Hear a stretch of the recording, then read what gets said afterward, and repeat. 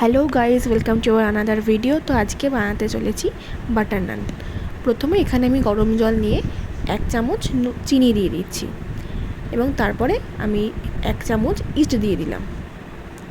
কখনোই আপনারা এখানে নুন ব্যবহার করবেন না, কারণ ইস্ট কিন্তু নুনের স্পর্শে মারা যায়। তারপরে আমি মিনিট 10 রেখে এর ওপর ময়দা দিয়ে দিলাম। প্রায় 3 থেকে 4 হাতা আমি ময়দা দিয়ে দিয়েছি এবং এবার ভালো করে এটাকে মিক্সড করে নিচ্ছি। অল্প তেল এবং নুন দিয়ে ভালো করে এটা মাখিয়ে নিলাম, দিয়ে একটা ডো তৈরি করে নিচ্ছি।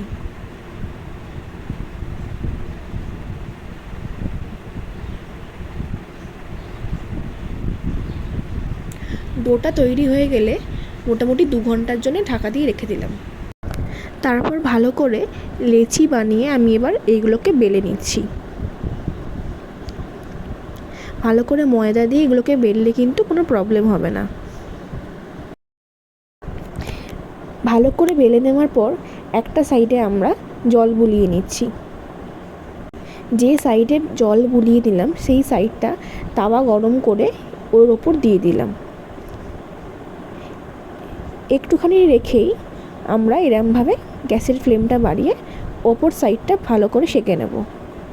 তাহলেই কিন্তু বাটার নান আমাদের রেডি। ওপর দিয়ে বাটার মাখিয়ে সার্ভ করুন বাটার নান।